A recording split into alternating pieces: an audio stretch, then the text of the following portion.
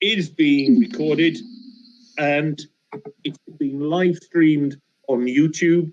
It will later be available online through the Sikhs for Justice website and through the White House Consultancy website.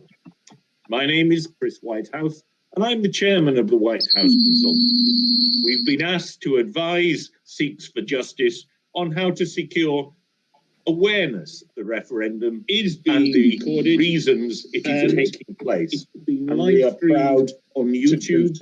It will later be recorded online. Please keep your cameras on the website and through the White House. We'll be hearing from several speakers today. My name is Chris Whitehouse. To our viewers, I'm the chairman of the White House. Asked questions, been asked to advise, and there will be on how to secure do so in the chat room on YouTube. Those questions are being monitored by my colleagues. They will be fed into what is in fact the platform. It will later be recorded online. Please, if you're a journalist, when asking a question, please do feel free to give your name and the publication that you're representing. There is one member of the British Parliament on the line with us, which is very helpful, and we welcome him. I'm now going to introduce Mr. Inderjeet Singh, who is from Sikhs for Justice, and whose role it will be to keep our Punjabi speech. If you're a journalist and you're asking a question, read on what is being said, your name in English. Punjabi, you want to say a few words? There's one member of the British Parliament on the line with us, which is very helpful, and we welcome him. I'm now going to introduce ਅਸੀਂ ਤੁਹਾਡੀਆਂ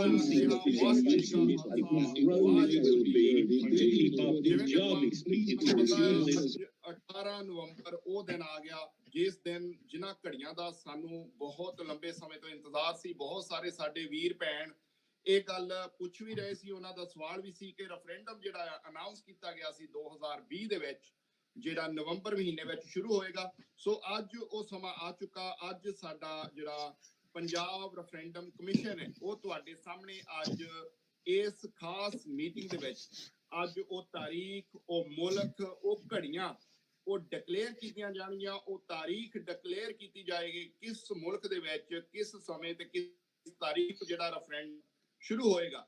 ਸੋ ਅੱਜ ਸਾਡੇ ਨਾਲ ਇਸ meeting ਦੇ ਵਿੱਚ ਹਿੱਸਾ ਲੈਣ ਲਈ ਦੁਨੀਆ ਭਰ ਦੇ ਵਿੱਚੋਂ ਰੈਫਰੈਂਡਮ ਦੇ ਮਾਹਰ ਜਿਹੜੇ ਉਹ ਹਾਜ਼ਰ ਨੇ। ਸੋ ਅੱਜ ਉਹ ਤੁਹਾਨੂੰ ਦੱਸਣਗੇ ਕਿ ਪੰਜਾਬ ਦਾ ਜਿਹੜਾ ਰੈਫਰੈਂਡਮ ਆ ਕਿਵੇਂ, ਕਿਸ ਤਰ੍ਹਾਂ ਤੇ ਕਿਸ ਮੁਲਕ ਤੋਂ ਸ਼ੁਰੂ ਹੋਏਗਾ। ਮੇਰੇ ਨਾਲ ਅੰਗਰੇਜ਼ੀ ਦੇ ਵਿੱਚ ਕ੍ਰਿਸ ਨੇ। ਸੋ ਕ੍ਰਿਸ ਜਿਹੜੇ ਨੇ ਉਹ ਅੰਗਰੇਜ਼ੀ ਵਿੱਚ ਤੁਹਾਨੂੰ ਸਾਰੀ ਜਿਹੜੀ ਗੱਲਬਾਤ ਹੈ ਉਹ ਦੱਸਣਗੇ ਤੇ ਮੈਂ ਕੋਸ਼ਿਸ਼ ਕਰਾਂਗਾ ਕਿ ਜਿੰਨੇ ਵੀ ਸਾਡੇ ਅੰਗਰੇਜ਼ੀ ਸਪੀਕਰ ਨੇ ਉਹਨਾਂ ਦਾ ਸ਼ੋਰਟ ਦੇ ਵਿੱਚ ਪੰਜਾਬੀ ਵਿੱਚ ਤਰਜਮਾ ਕਰਕੇ ਤੁਹਾਨੂੰ ਦੱਸਾਂ ਕਿ ਉਹਨਾਂ ਨੇ ਤੁਹਾਡੀ ਆਜ਼ਾਦੀ ਬਾਬਤ ਕੀ ਕਿਹਾ। Thanks Chris, over to you. Thank you for that, Dumpajit. Self-determination has long been acknowledged as a fundamental human right in international agreements, conventions and declarations. It was a tradition at the end of many of Britain's colonial occupations that it would allow the local people to speak and to express their opinion. There have been a number of notable exceptions for that. One, of course, is the Sikh community of Punjab. Another was the people of Hong Kong, about which one of our speakers later is also an expert. But it is important to understand that Sikhism is bigger than an ethnic group, it's bigger than a religion. It is a community and a sense of identity that looks to the Punjab as home. I don't want personally to express a view on whether it should be independent or not, but it should make that decision for itself. That's a fundamental principle of international human rights legislation. So I want to introduce our first speaker by video, Dr. Bhakti Singh Sandhu, the president of the Council of Khalistan, a veteran who's based in the USA of the Pro-Khalistan organization. So if technology could function, let's have that video. Waheguru ji ਕਾ ਖਾਲਸਾ, ਵਾਹਿਗੁਰੂ ਜੀ ਕੀ ਫਤਿਹ। ਅੱਜ ਦੇ ਸਮੇਂ ਤੇ Punjab independent referendum ਦੀ ਮੁਹਿੰਮ ਪੂਰੇ ਜ਼ੋਰ ਸ਼ੋਰ ਵਿੱਚ ਤੇ ਪੂਰੀ ਰਫ਼ਤਾਰ ਦੇ ਨਾਲ ਚੱਲ ਰਹੀ ਹੈ। ਇਸ ਦੇ ਬਾਰੇ ਵਿੱਚ ਮੈਂ ਅੱਜ ਤੁਹਾਡੇ ਸਾਰਿਆਂ ਨਾਲ ਕੁਝ ਜ਼ਰੂਰੀ ਵਿਚਾਰ ਸਾਂਝੇ ਕਰਨੇ ਚਾਹੁੰਦਾ ਹਾਂ। ਉਹ ਇਹ ਹੈ ਕਿ ਪੰਜਾਬ ਇੰਡੀਪੈਂਡੈਂਸ ਰੈਫਰੈਂਡਮ, ਪੰਜਾਬ ਦੀ ਆਜ਼ਾਦੀ ਦੀ ਮੁਹਿੰਮ ਕੀ ਹੈ, ਇਸ ਦਾ ਕੀ ਆਧਾਰ ਹੈ ਤੇ ਇੰਟਰਨੈਸ਼ਨਲ ਕਾਨੂੰਨ ਕਿਸ ਤਰ੍ਹਾਂ ਸਾਡੇ ਨਾਲ ਆ ਕੇ ਖਲੋਂਦਾ ਹੈ। ਪੰਜਾਬ ਇੰਡੀਪੈਂਡੈਂਟ ਰੈਫਰੈਂਡਮ ਜੋ ਕਿ ਆਜ਼ਾਦੀ ਦੀ ਮੁਹਿੰਮ ਹੈ, ਇਹ ਇੱਕ ਪਲੇਟਫਾਰਮ ਹੈ ਜਿਸ ਦੇ ਵਿੱਚ ਤੁਸੀਂ ਸ਼ਾਮਲ ਹੋ ਕੇ ਪੰਜਾਬ ਦੀ ਆਜ਼ਾਦੀ ਦੀ ਹਾਂ ਵਿੱਚ ਵੋਟ ਪਾ ਕੇ ਪੰਜਾਬ ਨੂੰ ਆਜ਼ਾਦ ਕਰ ਸਕਦੇ ਜੇ। ਅਗਰ ਜੇ ਤੁਸੀਂ ਪੰਜਾਬ ਨੂੰ ਆਜ਼ਾਦ ਨਹੀਂ ਕਰਦੇ ਤਾਂ ਪੰਜਾਬ ਤੇ ਪੰਜਾਬੀ ਲੋਕ ਜਿਹੜੇ ਨੇ ਉਹ ਗੁਲਾਮੀ ਦੀਆਂ ਜੰਜੀਰਾਂ ਵਿੱਚ ਜਕੜੇ ਰਹਿਣਗੇ। ਇਸ ਦਾ ਕੀ ਆਧਾਰ ਹੈ? 1947 ਤੋਂ ਬਾਅਦ ਜੋ ਕੁਝ ਸਾਡੇ ਨਾਲ ਹੋਇਆ ਉਹ ਇਸ ਦਾ ਆਧਾਰ ਹੈ। 1950 ਵਿੱਚ ਹਿੰਦੁਸਤਾਨ ਦਾ ਕਾਨੂੰਨ ਬਣਿਆ ਜਿਸ ਨੇ ਕਿ ਸਿੱਖਾਂ ਨੂੰ ਹਿੰਦੂ ਕਿਹਾ ਵਾ। ਇਸ ਦਾ ਇਹ ਆਧਾਰ ਹੈ ਕਿ ਜਦੋਂ 1956 'ਚ ਬਾਕੀ ਸੂਬੇ ਬਣੇ, ਪੰਜਾਬੀ ਸੂਬਾ ਨਹੀਂ ਬਣਾਇਆ ਗਿਆ। ਇਸ ਦਾ ਇਹ ਆਧਾਰ ਹੈ ਕਿ ਜਦੋਂ 1966 ਦੇ ਪੰਜਾਬੀ ਸੂਬਾ ਬਣਾਇਆ ਗਿਆ ਤਾਂ ਉਹਦੇ ਟੁਕੜੇ ਕੀਤੇ ਗਏ। ਇਸ ਦਾ ਇਹ ਆਧਾਰ ਹੈ ਕਿ ਜਿਹੜੇ ਪੰਜਾਬੀ ਬੋਲਦੇ ਏਰੀਏ ਸਨ ਉਸ ਇਹਦੇ ਵਿੱਚ ਸਾਨੂੰ ਪੰਜਾਬ ਵਿੱਚ ਨਹੀਂ ਸਨ ਦਿੱਤੇ ਗਏ। ਚੰਡੀਗੜ੍ਹ ਜਿਹੜੀ ਸੀ ਪੰਜਾਬ ਦੀ ਰਾਜਧਾਨੀ, ਪੰਜਾਬ ਨੂੰ ਨਹੀਂ ਦਿੱਤੀ ਗਈ। ਇਹ ਸਾਰਾ ਇਸ ਦਾ ਆਧਾਰ ਹੈ। ਇਸ ਦੇ ਨਾਲ ਨਾਲ ਪੰਜਾਬ ਦੇ ਸੋਮੇ ਜਿਹੜੇ ਨੇ ਉਹ ਲੁੱਟੇ ਜਾ ਰਹੇ ਨੇ। ਸਿੱਖਾਂ ਉੱਤੇ, ਸਿੱਖੀ ਉੱਤੇ ਤੇ ਸਿੱਖਾਂ ਦੇ ਧਰਮ ਸਥਾਨਾਂ ਤੇ ਹਮਲੇ ਕੀਤੇ ਜਾ ਰਹੇ ਹਨ। ਇਹ ਹੈ ਆਧਾਰ ਇਸ ਆਜ਼ਾਦੀ ਦੀ ਮੁਹਿੰਮ ਦਾ। ਸਿੱਖਾਂ ਦੀ ਨਸਲਕੁਸ਼ੀ ਕੀਤੀ ਗਈ। ਸਾਡੇ ਦਰਬਾਰ ਸਾਹਿਬ ਤੇ ਹਮਲਾ ਕਰਕੇ 10,000 ਤੋਂ ਜ਼ਿਆਦਾ ਸਿੱਖਾਂ ਨੂੰ ਮੌਤ ਦੇ ਘਾਟ ਉਤਾਰਿਆ। ਇਹ ਹੈ ਇਸ ਦਾ ਆਧਾਰ। ਸਿੱਖਾਂ ਦੀ ਨਸਲਕੁਸ਼ੀ ਕਰਕੇ 30,000 ਤੋਂ ਜ਼ਿਆਦਾ ਸਿੱਖਾਂ ਨੂੰ ਮੌਤ ਦੇ ਘਾਟ ਉਤਾਰਿਆ। ਇਹ ਹੈ ਇਸ ਦਾ ਆਧਾਰ। ਇਸ ਦੇ ਨਾਲ ਹੋਰ ਇਹ ਆਧਾਰ ਜਿਹੜਾ ਕਿ ਹੁਣ ਬਹੁਤ ਕਾਮਯਾਬ ਆਧਾਰ ਬਣ ਚੁੱਕਾ ਹੈ, ਬੜਾ ਕਿ ਸਟਰੋਂਗ ਆਧਾਰ ਹੈ। ਉਹ ਹੈ ਕਿ ਜਿਹੜਾ ਲੈਂਡ ਰਿਫਾਰਮ ਐਕਟ ਬਣਿਆ ਹੈ ਉਸ ਦੇ ਨਾਲ ਜਿਹੜੇ ਕਿਸਾਨ ਨੇ ਉਹਨਾਂ ਦੀਆਂ ਜ਼ਮੀਨਾਂ ਜਿਹੜੀਆਂ ਨੇ ਉਹਨਾਂ ਦੀ ਜ਼ਮੀਨਾਂ ਦੀ ਉਹਨਾਂ ਤੋਂ ਖੋਹ ਲਈਆਂ ਜਾਣਗੀਆਂ, ਉਹਨਾਂ ਦਾ ਕੰਟਰੋਲ ਜਿਹੜਾ ਵਾ ਉਹ ਖਤਮ ਹੋ ਜਾਏਗਾ। ਇਹ ਸਾਰੇ ਹਨ ਇਸ ਦੇ ਆਧਾਰ। ਇਸ ਦੇ ਨਾਲ ਨਾਲ ਜੋ ਵੀ ਸਾਡੇ ਨਾਲ ਵਾਅਦੇ ਕੀਤੇ ਗਏ ਸਨ 1947 ਤੋਂ ਪਹਿਲਾਂ ਤੇ 1947 ਤੋਂ ਬਾਅਦ ਜੋ ਅਸੀਂ ਇਹਨਾਂ ਨੈਗੋਸ਼ੀਏਸ਼ਨ ਕੀਤੀਆਂ ਉਹ ਵੀ ਇਹਨਾਂ ਨੇ ਰੱਦ ਕਰ ਦਿੱਤੀਆਂ। ਉਹ ਉਸ ਸਾਰੀਆਂ ਨੈਗੋਸ਼ੀਏਸ਼ਨ ਤੋਂ ਮੁੱਕਰ ਗਏ, ਜਿਹੜੇ ਸਾਨੂੰ ਵਾਅਦੇ ਕੀਤੇ ਸਨ ਮੁੱਕਰ ਗਏ। ਪੰਜਾਬੀ ਦੀ ਇੱਕ ਕਹਾਵਤ ਹੈ ਕਿ ਮਰੇ ਤੇ ਮੁੱਕਰੇ ਦਾ ਕੋਈ ਇਲਾਜ ਨਹੀਂ, ਪਰ ਪੰਜਾਬ ਦੀ ਆਜ਼ਾਦੀ ਹੀ ਹੱਲ ਹੈ ਪੰਜਾਬ ਦੀਆਂ ਸਮੱਸਿਆਵਾਂ ਦਾ। ਇੰਟਰਨੈਸ਼ਨਲ ਕਾਨੂੰਨ ਸਾਡੇ ਨਾਲ ਕਿਸ ਤਰ੍ਹਾਂ ਹੁੰਦਾ ਹੈ? 1948 ਵਿੱਚ ਯੂਨਾਈਟਿਡ ਨੇਸ਼ਨ ਨੇ ਰਾਈਟ ਟੂ ਸੈਲਫ ਡਿਟਰਮੀਨੇਸ਼ਨ ਦਾ ਇੱਕ ਕਾਨੂੰਨ ਬਣਾਇਆ। ਉਹਦੇ ਦੋ ਹਿੱਸੇ ਹਨ, ਇੱਕ ਹਿੱਸਾ ਹੈ right to internal self determination ਤੇ ਦੂਜਾ ਹੈ right to external self determination. Internal right to self determination ਉਹ ਹੈ ਜਿਸ ਦੇ ਵਿੱਚ ਲੋਕ ਉਸੇ ਦੇਸ਼ ਵਿੱਚ ਰਹਿ ਕੇ ਆਪਣੇ ਹੱਕ ਮੰਗ ਸਕਦੇ ਹਨ। ਅਸੀਂ ਬੜੀਆਂ ਕੋਸ਼ਿਸ਼ਾਂ ਕੀਤੀਆਂ, ਅਸੀਂ ਇਹ ਸਾਰੇ ਇਹਨਾਂ ਨਾਲ ਨੈਗੋਸ਼ੀਏਸ਼ਨ ਕੀਤੀਆਂ ਵੀ ਸਾਨੂੰ ਹੱਕ ਸਾਰੇ ਮਿਲਣੇ ਚਾਹੀਦੇ ਨੇ, ਪਰ ਜਦੋਂ ਅਸੀਂ ਆਪਣੇ ਹੱਕ ਮੰਗੇ ਇਹ ਕਹਿੰਦੇ ਨੇ ਤੁਸੀਂ ਅੱਤਵਾਦੀ ਜੇ, ਤੁਸੀਂ ਵੱਖਵਾਦੀ ਜੇ, ਤੁਸੀਂ ਦੇਸ਼ ਧਰੋਹੀ ਜੇ। ਸਾਨੂੰ ਸਾਡਾ ਪਾਣੀ ਲੁੱਟ ਕੇ ਲੈ ਗਏ, ਸਾਨੂੰ ਕੋਈ ਜਿਹੜੀ ਆਜ਼ਾਦੀ ਨਹੀਂ। ਜਦੋਂ ਅਸੀਂ ਆਪਣੇ ਹੱਕ ਮੰਗਦੇ ਹਾਂ ਤੇ ਸਾਡੇ ਉੱਤੇ ਹਮਲੇ ਕੀਤੇ ਜਾਂਦੇ ਨੇ। ਜਿਹੜਾ external right to self determination ਆ ਉਹ ਇਹ ਹੈ ਕਿ ਜਿਹੜੇ ਲੋਕ ਆਪਣੇ ਹੱਕ ਨਹੀਂ ਲੈ ਸਕਦੇ ਤੇ ਜਿਨ੍ਹਾਂ ਦੇ ਹੱਕ ਜਿਹੜੇ ਨੇ ਮਾਰੇ ਜਾ ਰਹੇ ਨੇ ਉਹਨਾਂ ਨੂੰ ਇਹ ਹੱਕ ਆ ਜੇ ਉਹ ਕੁਝ ਸ਼ਰਤਾਂ ਪੂਰੀਆਂ ਕਰਦੇ ਹੋਣ। ਉਹ ਸ਼ਰਤਾਂ ਅਸੀਂ ਸਭ ਸ਼ਰਤਾਂ ਜਿਹੜੀਆਂ ਉਹ ਪੂਰੀਆਂ ਕਰਦੇ ਹਾਂ। ਉਹ ਸ਼ਰਤਾਂ ਕਿ ਸਾਡਾ ਦੇਸ਼ ਸੀ, ਸਾਡੇ ਦੇਸ਼ ਦੀਆਂ ਹੱਦਾਂ ਸਨ, ਉਸ ਦੇ ਨਾਲ ਸਾਡਾ ਆਪਣੀ ਮਿਲਟਰੀ ਸੀ, ਸਾਡੀ ਆਰਮੀ ਸੀ, ਉਸ ਦੇ ਨਾਲ ਸਾਡੇ ਬਾਕੀ ਦੇਸ਼ਾਂ ਨਾਲ ਸੰਧੀਆਂ ਸਨ, ਸਾਡੀ ਬੋਲੀ ਸਾਂਝੀ ਹੈ, ਸਾਡੇ ਸੱਭਿਆਚਾਰ ਸਾਂਝਾ ਹੈ, ਸਾਡੀ ਆਰਥਿਕ ਕਨੈਕਸ਼ਨ ਜਿਹੜਾ ਵਾ ਉਹ ਸਾਂਝਾ ਹੈ। ਇਹ ਸਾਰੀਆਂ ਸ਼ਰਤਾਂ ਅਸੀਂ ਪੂਰੀਆਂ ਕਰਕੇ ਅਸੀਂ ਇਸ ਗੱਲ ਦਾ ਸਬੂਤ ਦਿੰਦੇ ਹਾਂ ਕਿ ਸਾਡਾ ਹੱਕ ਬਣਦਾ ਵਾ ਕਿ ਅਸੀਂ ਆਜ਼ਾਦੀ ਲਈਏ।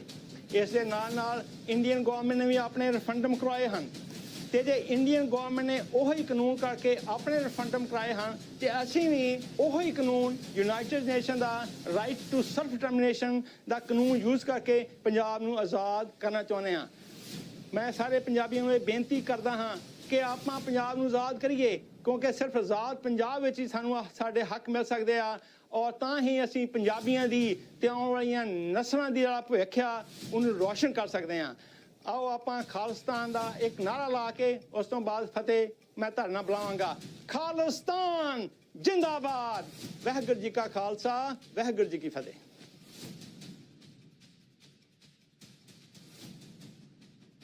Well, thank you very much for that video input. Jupinder, would you like to summarize? Yeah, sure. Thanks, Chris.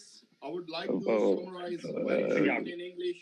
Basically, Dr. Sandhu stated very briefly that YouTube link बंद कर देता है। वीडियो अनअवेलेबल का कंटेंट वो दो, वो अपनी दो वो।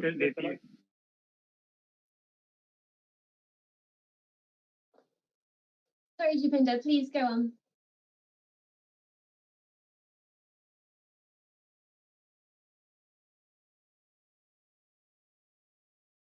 Jupinder, would you like to start again?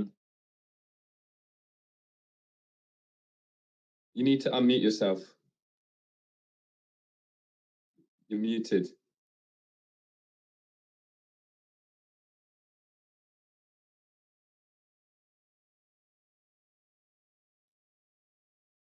Jupinder, are you able to hear us? Could you unmute yourself?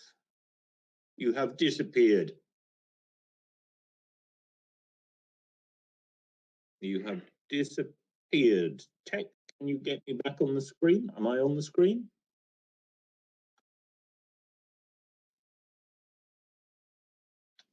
Tech.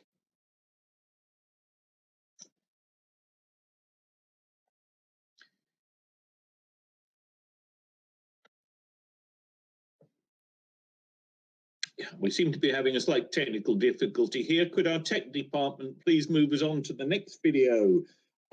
That is from, I believe, Jatinder Singh Gruel, who is the Director of International Policy for Sikhs for Justice. If we could move on and then we'll come back later on. Thank you.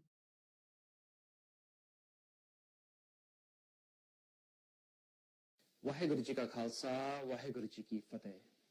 I'd like to start off by thanking everyone for attending. My name is Jay, and I am an attorney in the province of Ontario, Canada. I am also a director with Sikhs for Justice. My discussion today will be on two topics. The first being Khalistan and its international law foundation, or the foundation that allows Sikhs to demand independence from India. If there is technical issues with YouTube, I can do my presentation live. Individuals who have come to advocate for a peaceful referendum to resolve the question of Khalistan. Now, the first question is, do Sikhs have a legal, defined right to independence from India? To gauge this reality, we will first turn to the United Nations Charter under Article 1, where it clearly states the right to self-determination is a right of peoples. Thus, whoever is defined as a peoples, those peoples can exercise self-determination. The second international instrument that we look at to see if this right exists is the two covenants, one on political rights and one on economic rights. And those both covenants share a common article called Common Article 1, in which it states the right to self-determination is a right of peoples. Again, so all peoples have the right to self-determination, and thus, if Sikhs or fall within the definition of peoples, we would have that right. So the question becomes, who are peoples? And where we can look at to find an answer to this would be to turn our attention to the UNESCO description of peoples. UNESCO I believe, in the 80s, gave a description of what is a peoples for the purposes of these treaties and these charters. And it stated that a people are those who have a common history, common language, common religion, common culture, common territorial area, and it also recognized that peoples do not need to have all those attributes to nevertheless still be recognized as peoples. However, Sikhs do have common language, Punjabi, a religion, a common culture, a common identity, a common territory where we wish to govern ourselves and where we have governed. So Sikhs would fall in the definition of peoples. Now, self-determination goes into two streams. There's internal and external. However, before we get to that, there is also an important understanding of which peoples can exercise self-determination. Even though you are peoples, there's still a hierarchy. And it was recognized that peoples that are colonized by a foreign power can. People who have their territory occupied by a foreign power may exercise self-determination. And those who cannot exercise internal self-determination may exercise external self-determination, which is what we recognize today as complete independence, like nation-states of America, Canada, and England. Now, Sikhs' claim to self-determination stems from two. One, that we are occupied by a foreign power, and second, that internal self-determination is impossible for us within the Indian Union. The Sikh kingdom, prior to British colonialism, was an independent country. It had its own rules, own identity, and they governed itself for nearly 100 years. First as the Misls period, as a confederation of Sikh states, and then as one Sikh state under Maharaja Ranjit Singh and his successors. When the British invaded, they occupied that, so the British were colonial occupiers. And then, when they left, they divided Punjab up to two and gave one to India and one to Pakistan. Now, Delhi, which is governing India, did not govern Maharaja Ranjit Singh's Punjab. Delhi is a foreign power from the perspective of Sikhs. Though one may argue you share, the similar skin tone, it doesn't mean that we are the same peoples. We have a different language, a culture, and an identity. And that, for us, is a foreign occupying power, Delhi. The argument would never be accepted if one was to say, because Germans are white and Austrians are white, Germany has a right to occupy and run Austria. No, they're distinct peoples. Similar to Punjab and India and Delhi, we are distinct peoples. India is an occupying power. Our second claim to independence is that we've failed at internal self-determination within the Indian Union. Thus, we have a right to external. Our first attempt was to have attempt at making an internal self-determination within the Indian Union was prior to its independence, where the Indians promised us a territory, an autonomous region in the north where we could experience the glow of freedoms. However, upon independence, they said, no, we're not going to honor this. In fact, they went so far as to say, we don't recognize your religion. To this date, the Indian Constitution does not recognize Sikhism as a religion. It defines Sikhism as a sect of Hinduism. They went on to say that we don't recognize their language, Punjabi. That was a shock to every Punjabi Sikh in the Indian territories. And then they said that we will not honor any of the promises we made to you. That was the first attempt. It failed. The Sikhs then attempted to have the Indians honor their commitments through a civil disobedience movement that started from 1956 and ended in 1966, when the Indians said, okay, fine, we recognize your language. However, we will triple Punjab. They divided Punjab into 3 parts, taking many Punjabi-speaking areas out of Punjab. They then took over control of Punjab's natural resources, its river waters. Even though that runs contrary to the Indians' own constitution, they said, it doesn't matter, we will do this. They denied Punjab its own high court, where they can make their own common law and express their own values. They must share a high court with their neighboring state. They made Punjab share their capital with a neighboring state. So the second attempt to make or experience internal self-determination within the Indian Union failed, and Sikhs lost many rights and lost a significant amount of their territory.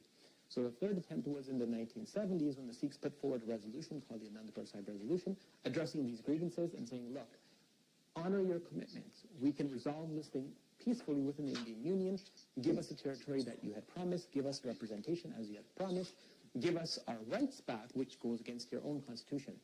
The Indians termed that resolution, the Anandpur Sahib Resolution, as a secessionist movement, labeling it a threat to all of India and, unity of India. The movement, a civil disobedient movement, started to have India implement those resolutions, and those movements were being run from Sikh temples, gurdwaras, and as a result, the Indians wished to show or send a message. They invaded a majority of the Sikh gurdwaras in India, starting with our most holiest shrine, Sri Harmandir Sahib. They used tanks, artillery, poisonous gas, massive amounts of military army troops, which resulted in the destruction of our Akal Takht. So that led to 2 Sikhs seeing the devastation and the loss of life on the Sikhs people, assassinating Indira Gandhi, who ordered the attack, which then led to the genocide of Sikhs, which resulted in over 30,000 Sikhs being killed all across India in a systematic manner, which the Indians themselves recognized was pre-planned and systematic. It is clear that the Sikh people have attempted internal self-determination within the Indian Union 3 times, each time failing, and each time suffering a massive loss, and the third one resulting in a genocide. So today the Sikh people are not seeking an internal self-determination solution. They wish external self-determination. So how do we get external self-determination? We do it through a referendum, a democratic way, to see what the will of the people is. The Indians have been so terrified by this mechanism that they have started to engage in oppressive acts against Sikhs. First, they banned all Sikhs for Justice pages from Facebook to access the Indian territories. This resulted in Sikhs using WhatsApp. Then they changed their criminal law, where if an admin of a WhatsApp group has any member of that group share any content that is related to Khalistan, they will be charged, and many people were charged. This resulted in people sharing messages in different ways. Then 3 Sikhs youth were arrested for simply having material of Khalistan and referendum and liking posters on Facebook. They were sentenced to life in jail, and the charge was waging war against India. Indians hoped to have a chilling effect, and dissent and free speech would be curtailed. However, the Sikhs continued to speak on this. They then realized we should target diaspora Sikhs along with the Sikhs within their territory. They first tried to arrest 2 members of the Sikhs for Justice organization, Paramjit Singh Pamma. They issued a red alert notice for him. He was detained and ultimately let go by Portugal. They wanted Canada to extradite Harjit Singh Nijjar. Canada refused. They then tried to stop Sikhs for Justice from holding our rally in London in 2018. 2018, they sent 3 communication démarches to London stating, you need to stop this. London did not oblige. As a result, we had a very successful program. And then India decided to start arresting Sikhs on the ground. Thousands have been arrested. They're compiling a database of people's home address, family trees, and they decided to target our legal advisor, Mr. Gurpatwan Singh Pannu, and Mr. Nijjar, as I previously indicated in Canada. They labeled them as terrorists. They've confiscated their lands and have started to intimidate their family members. All this in the aim of stopping a peaceful democratic referendum to resolve the question of what should happen with Punjab. It is clear India is not abiding by the values of the UN, its legal obligations, and the treaties that it signed. Acts of torture are rampant. People are coming forward where they've been detained and have experienced electrical shock. There's a gentleman by the name of Jesse Singh whose case was went to the UN special procedures, and India did not respond when they were asked about the torture of Jesse Singh. So these are acts happening today. They're abusing their privileges as nation state to label people as terrorists who dissent from India for simply exercising their freedom of speech or freedom of expression. And it is very important that we step up and end India's tyranny over Punjab. And the way to do this would be through a referendum. Waheguru Ji Ka Khalsa, Waheguru Ji Ki Fateh. Well, Kay, thank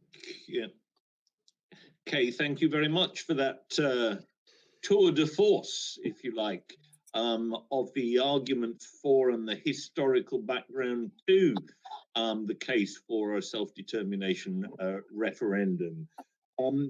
Dupinder, would you like to give an overview of that in Punjabi for our viewers over there? Yes, sure, Chris. Yeah, can you hear me now? Chris, can you hear me now? Yes, please proceed.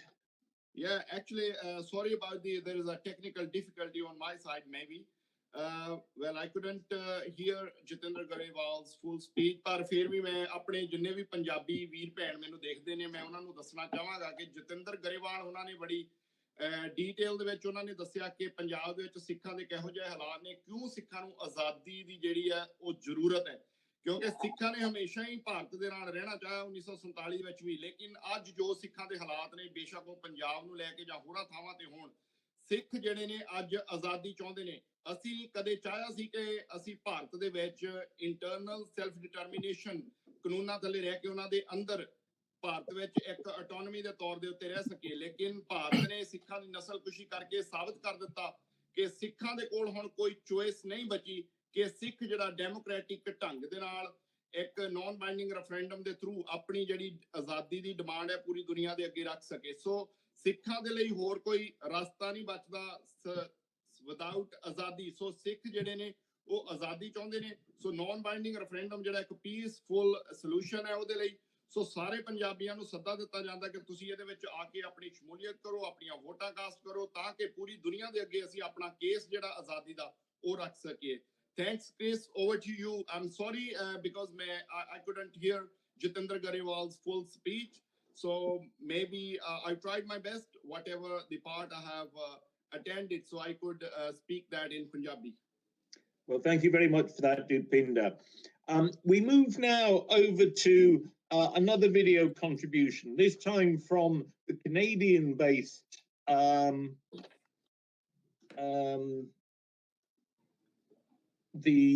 sorry, forgive me. Is it Brian Gleanan we're moving to now, team? Brian, yes. We're now moving to Brian Gleanan, who is a journalist who writes for the Daily Express, amongst others. He's an expert on human rights internationally, and we look forward very much to hearing what he has to say. Brian, over to you. You can hear me okay? Yeah. Oh, thank you. Thanks very much for everybody for the opportunity to speak today. My name is Brian McGleenan. So just a little bit about me. I work for the Daily Express. but I also provide feature-length articles for The Independent, and I contribute to a current affairs program on Japan's Fuji television once a week. So today I'd like to touch upon how the media can assist those seeking self-determination around the globe. I think the most powerful tool to achieve self-determination is non-violent direct action. But non-violent direct action without publicity means it isn't going to achieve what it's set out to do. So if you look at any kind of in the courts system, in the English court system, it says there's no justice without publicity. So that's also true for journalism as well. You need to shine the light of journalism, of publicity on an issue to get justice. So the question I usually ask myself when I interview people who have been through the most horrendous torment in the as they seek self-determination is why would they put themselves under that, jeopardize themselves and their family for that goal. So I've spoken to Tibetans, Uyghurs, people from Hong Kong, particularly, if I've been speaking to people from the Uyghur community, they're not just jeopardizing their own themselves, because the Chinese state can actually and does try to track them down wherever they are in the world. But most insidiously, it's their parents or their family back home who usually suffer even more. So they're kind of stuck between a rock and a hard place between, shall I speak out for the long-term sustainability of my ethnicity, or do I just keep silent to protect my family? So there's a real a painful decision that they have to make. So just whenever I interview these different people, I ask myself, is the struggle for self-determination worth it if you're going to be under such duress?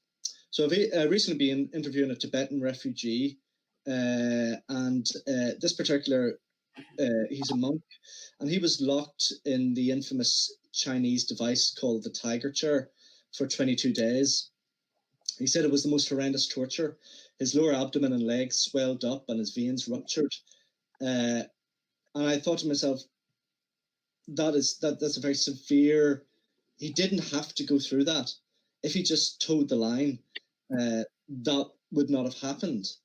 But the inspiration that this man had, and the devotion he had for dignity for himself and dignity for his loved ones, made him go through that. And so basically he had a choice. The Chinese Communist Party would say, you either follow the party and you can drink wine and eat meat, or you follow the Dalai Lama and receive imprisonment and become impoverished. So he followed his devotion for the Dalai Lama, and he received imprisonment and numerous examples of the most horrible torture. So I thought to myself, the one word that people are generally seeking in self-determination is dignity. And but if you have no autonomy, you can't really have dignity. And so I'm thinking the opposite of dignity is injustice, corruption, and oppression. And I try to use the modest platform that I have at The Independent and The Express to shine a light on injustices around the world. So basically, I came into journalism through documentary making. I used to make, and still sometimes do, make documentaries for China's Per Video. So they're very sort of curtailed by the Chinese government. But I came into journalism through a documentary I made on motorway in Northern Ireland, and it was a motorway that has not been built yet, but we managed to show that there was a fudging of data, a doctoring of environmental maps, and a lot of backhanders to try and get this public money poured into this motorway so the motorway could be built. Eventually, the documentary did the rounds, and different media outlets picked it up, and also it was used as evidence at a public inquiry, where the judge eventually quashed the plans to proceed with the motorway. So basically, I just thought to myself, I saw kind of behind the scenes of whenever power does not like the public getting too close to the real reasons why things happen in the world. And I just thought to myself, power would like the public to be transparent, but they don't like the vice versa. Power likes to remain opaque, and that's not the real way democracies work. In a democracy, the people you elect, the power, should be transparent to the people, but it doesn't work like that in most places around the world, particularly in China. The interesting situation at the moment in China is that Xi Jinping is utilizing the special measures in post-lockdown China to make the public even more transparent to his security-obsessed eyes. So he's intensifying the surveillance state there, which is a recent article I wrote. So this brings me to pieces I've written on the struggle for democracy and autonomy in Hong Kong. So we all saw in the mass media last year the bravery of the teenagers and young adults who stood in the face of the massive Chinese security apparatus. But now, sadly enough, I feel the press is, in its fickle way, has shifted attention away from these activists towards something more sensational. So the press always look to find what's the most sensational story. And at the moment, when these Hong Kong activists are all being arrested for impinging China's new security law, the spotlight of the press is kind of shifted away from that. It was very much focused on Hong Kong this time last year because we had the massive demonstrations and we had the university sieges and stuff like that. And that's very in the press. The press need to see the big sensationalist picture to have the splash or to get the public interested in it, because the way the internet works, when the majority of people consume mass media, it's the attention economy. And if you haven't got eyes, the attention of people on the story, then you're losing ad revenue and things like that. So a lot of decision making as to what goes up the agenda as being a top news story is how sensationalist is this imagery, how sensationalist is this story. And sadly, at the moment with the Hong Kong situation, those young people that are being locked up and possibly receiving minimum of 10-year sentences isn't getting the coverage that I feel it needs. Just touch upon some of the people at the moment. There's Tung Ying Kit, who's facing a no-cap sentence at the moment under the new security law. There's a minimum 10 years in prison. And what happens to Tung Ying Kit will set the precedent for the new security law in China. He was accused of riding his motorcycle into police lines with the Liberate Hong Kong Revolution in Our Times flag. Another really distressing one is the current fate of journalist Zhang Zhan, who's in a detention facility in Shanghai. She's accused of, basically what she did was, she's a citizen journalist, and she pointed out the problems with the authorities' handling of the coronavirus in Wuhan, and now she's facing 5 years in prison. And I think the authorities are trying to get her to admit that she's got psychological problems, which she completely doesn't. That's the most insidious part about that. She's currently on hunger strike. So that's another name. That's another person that really the media need to be highlighting her case. But just I suppose from a media background, I'm here to sort of explain how the issues of self-determination from different groups around the world, how they can get access to the mass media platforms.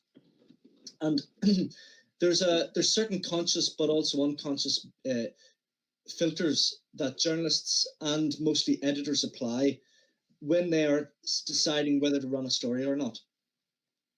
For instance, with the current situation in Hong Kong, they mightn't run a story because it doesn't seem sensational or not, but also one of the main reasons is it boils down to, will the story be approved of by our readers? So particularly the Daily Express, the readership is late 40s, 50s, 60-year-old, the slight majority male, white, middle class, upper middle class, that kind of demographic. So there's always the conscious decision being made by editors.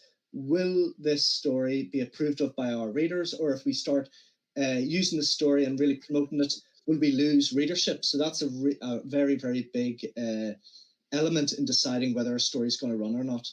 But if there is a very sensationalist aspect to it, they'll run with the story because they're going to grab people's attention. So it's really how you can sell, how you can maybe create, not create violent sensation, but how you can be creative and create a sensation that the press are going to pick it up and say, right, we'll definitely run with this because something is happening there that we can visually or sort of we can use to sell to our readers. I also work at The Independent, which allows me a little bit more depth in reporting on subjects. But The Independent it uses a paywall, so you don't really have to worry too much about pleasing the advertising filter. But you do also have to kind of have it in your mind, who are the readers that pay the subscription to read these stories? And the good thing about The Independent is I'm sure a lot of readers at The Independent would definitely be interested in finding out about the struggle for Sikh self-determination. So it's definitely something that I myself would be willing down the line to broach to the commissioners at The Independent. So currently I'm running a story in The Independent on Tibet, but I want to also get that story into the Express as well. But to get it into the Express, I'm hoping to get a line from Richard Gere. So you can see different news platforms have different criteria. So some would like a more academic approach. Others, you have to get maybe a celebrity attached. So that's an idea as well. So if there's a celebrity attached to a certain struggle for self-determination, you're probably going to have more traction in getting that story out there in different media platforms.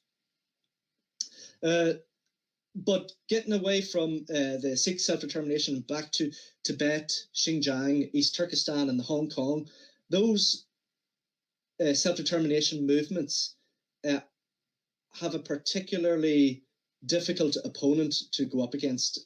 So it's probably the world's most, for China, is probably the world's most autonomy-detesting opponent in the world. So China is definitely a special case. There are not many cultures in the world that have had such an obsession over ensuring the center, or in China translates into the Middle Kingdom, holds. And they see self-determination as a contagion.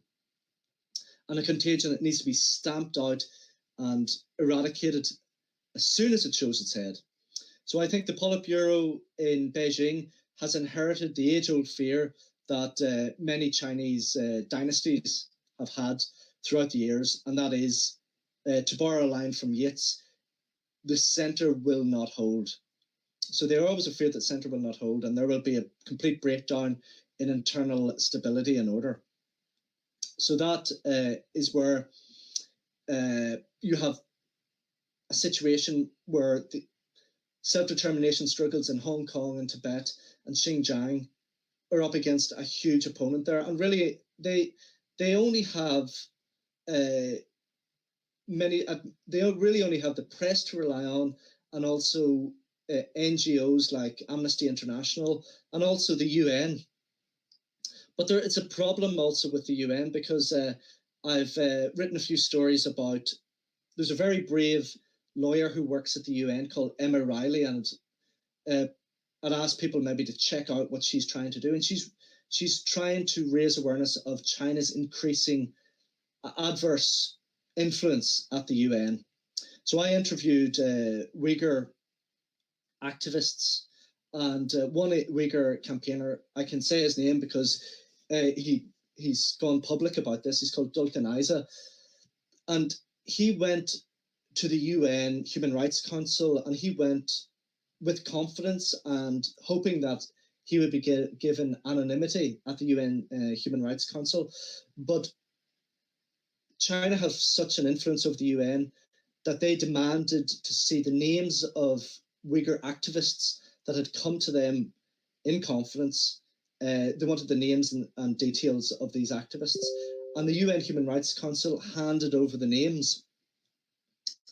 And what happened was that this particular gentleman, no, I'm not saying that there's a lot of issues around this, so I'm not saying that there's a direct connection between the UN handing over the names and his family being imprisoned, but in the months following that, his brother was in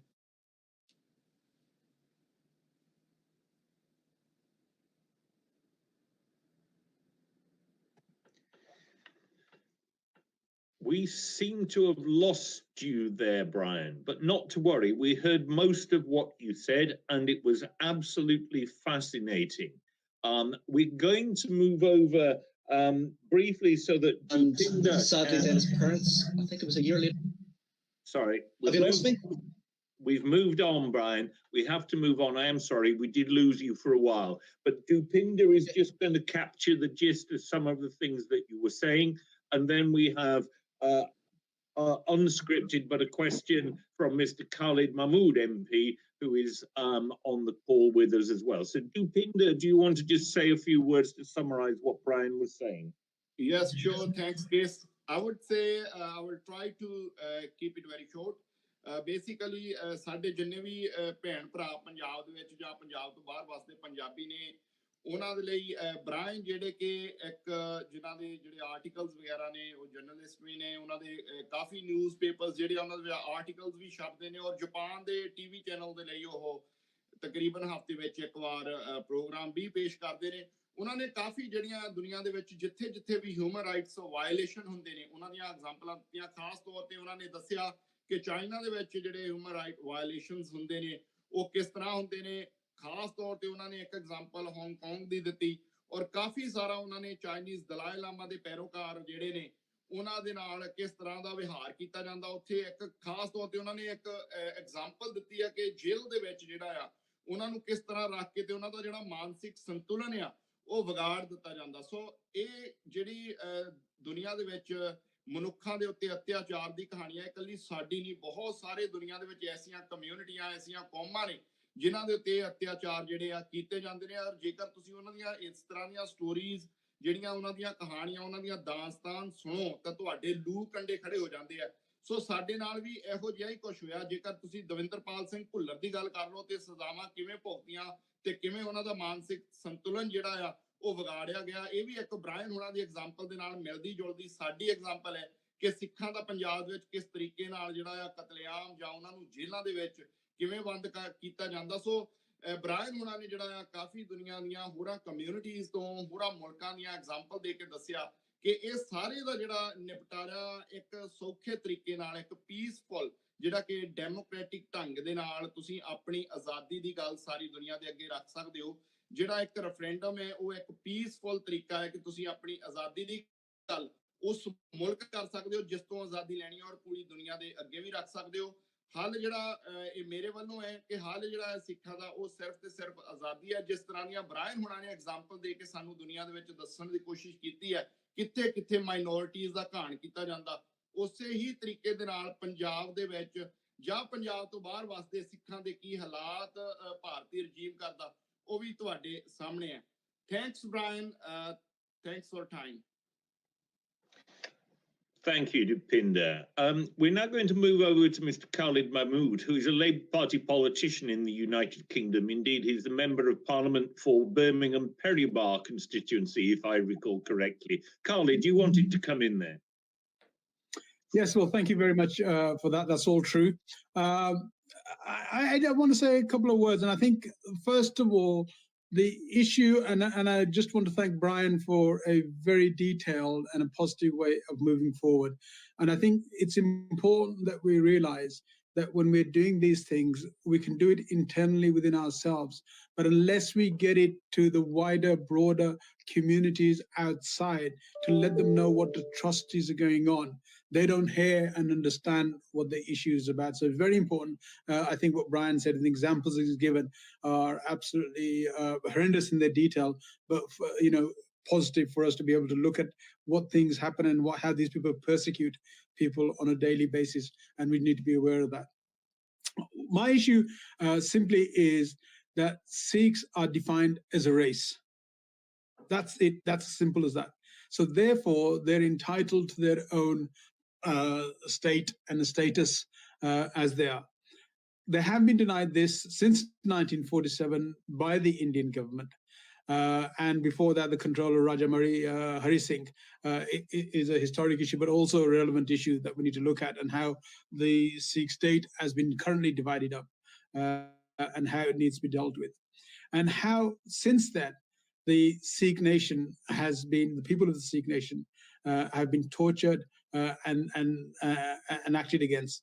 Most, I suppose, notably by the external community of the attack on the Golden Temple, Harminder Sahib Ji, in 1984 by Indira Gandhi and her troops.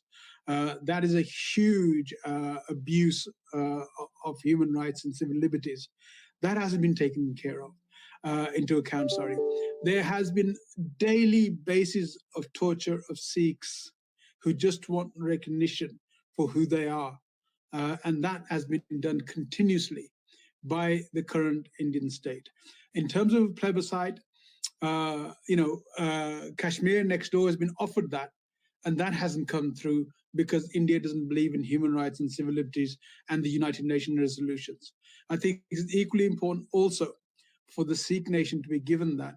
The Sikh nation is hugely important because it needs access also to some of its most religious shrines, gurdwaras, which are also in Pakistan, Punjab. And therefore, at the moment, they have access to Kartarpur because that's been negotiated by the Pakistani government.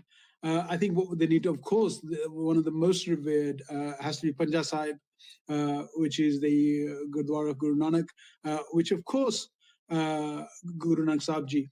And I think it's important that we understand that the importance of that. Very few people get access to that, predominantly people in the international community who apply visas through the Pakistan embassy and get those visas to go there.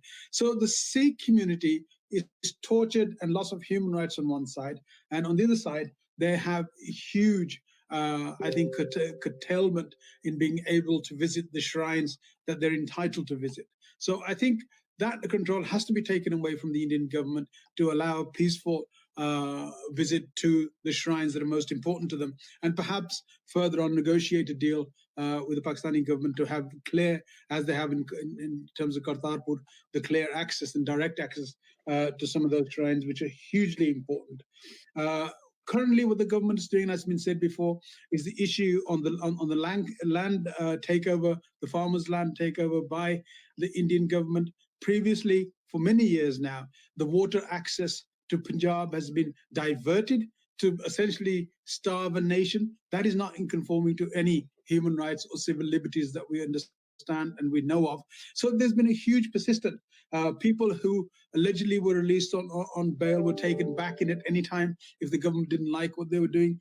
Continuous abduction of people abroad has happened. People that didn't see what was going on, didn't like what was going on. If they visit India, they get abducted straight away, and those sort of things happen. So there is significant issue on how we deal with some of this.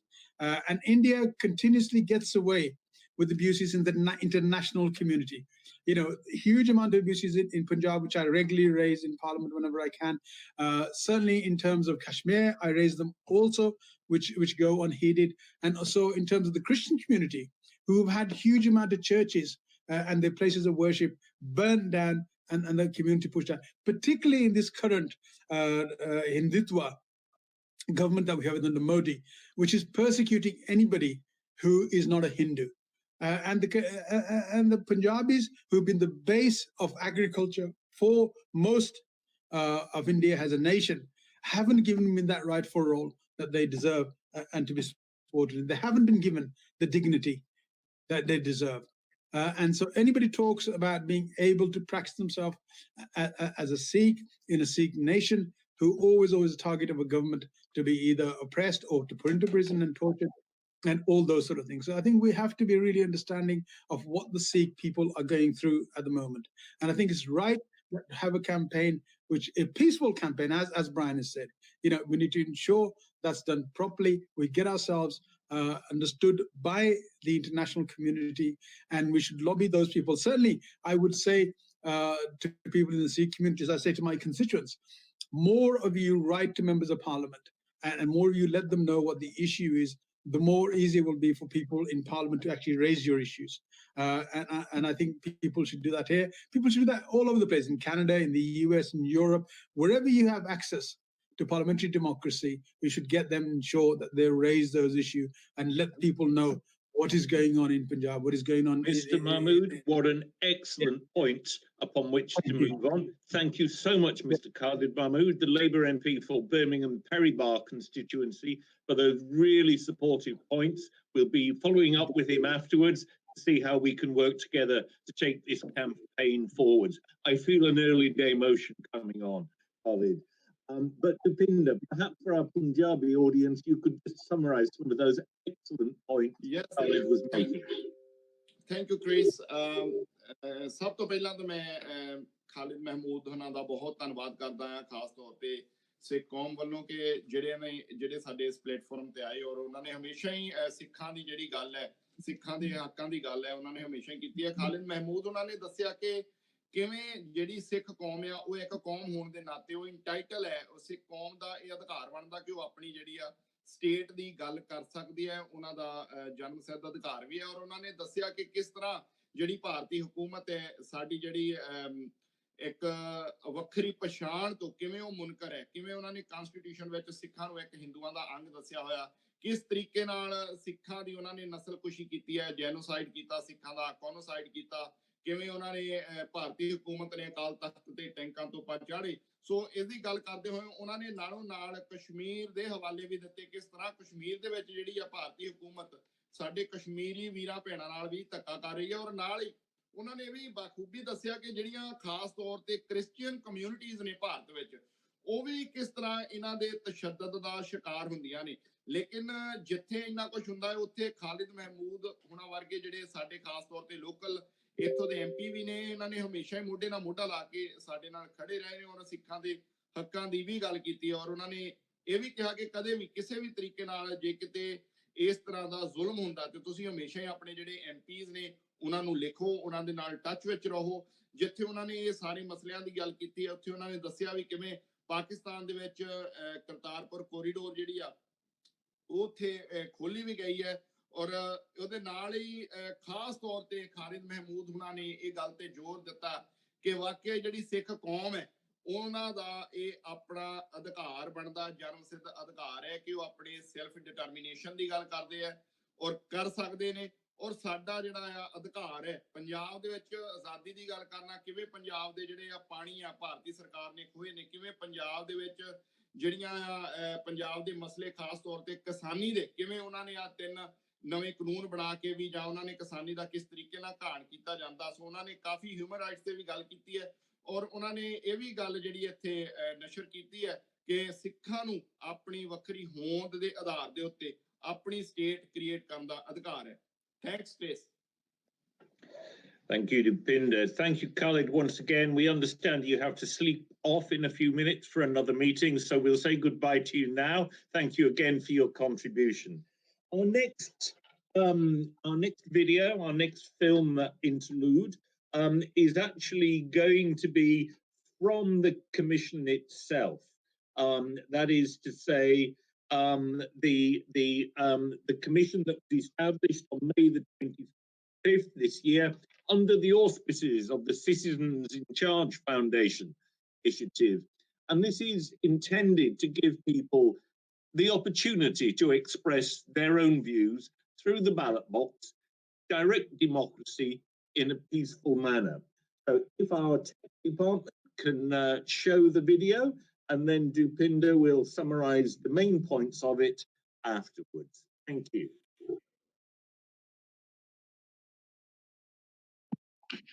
Hello, my name is Dane Waters. I'm the chairman and founder of the Initiative and Referendum Institute at the University of Southern California, and I'm honored to be the chair of the Punjab Referendum Commission. We're gathered here today to talk about the Punjab Referendum Commission, what our role is, what we expect to do, and why we're involved and to give a little bit of information about our background. I've been involved in direct democracy issues for over 30 years. I've done everything from putting issues directly on the ballot to monitoring initiative and referendum elections around the world, helping draft constitutions that include initiative and referendum provisions, have written books on the issue. So my entire life, I've been involved in direct democracy in some form. I believe that it is one of the most important tools that the world has to be a check and balance on government, and also to ensure that peaceful resolution of conflict around the world. And that goes into why I'm involved in the Punjab Referendum Commission. That is because regardless of the issue, regardless of what people are trying to accomplish, I do believe that that people should have the right to self-determination. But what's most important is that if anyone wants to utilize the right to self-determination, that they do it in a way that meets international norms and procedures. And that's why the Punjab Referendum Commission was established, to help the proponents of the Punjab referendum to figure out the best way to ensure that their efforts meet international norms and procedures. But there's a couple of things that I want to make very clear up front. As an individual and as a commission, we do not take any position whatsoever on the Sikhs for Justice and the Punjab referendum and the underlying issues associated with it. We are involved as experts on direct democracy because we believe that direct democracy is the ultimate tool to be used for peaceful resolution of conflict around the world, number one. Number two, the purpose of this commission is to monitor the actual election when the election takes place, when the voting takes place. We are not responsible for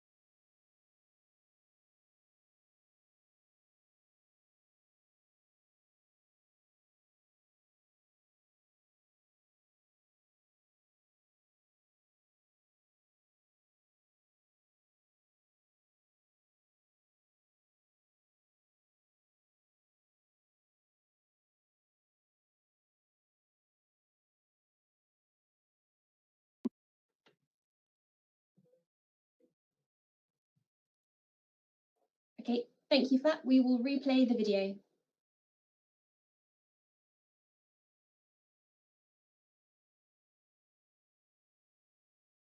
In the Punjab Referendum Commission because it's a step, and this is not a nation that's holding an official referendum, but it is people working toward that goal and working toward using direct democracy in a way that will, I think, lead to more peaceful and popular outcomes. And so this is something that we are the referees here. We're counting the votes and looking at the process. And so we don't have an interest, as Dane mentioned, in whether it's a yes vote or a no vote, but that it is as fair and as free a vote as possible. And that the process is welcoming to as many people who want to participate as possible. And just to wrap it up, I think this is one small step, and there are steps all over the world being taken. And I think that what happens in any place helps to move the ball forward for democracy around the world. And I'm hoping some of that will bounce back and help those of us in the United States to expand our own democracy. Thanks, Paul.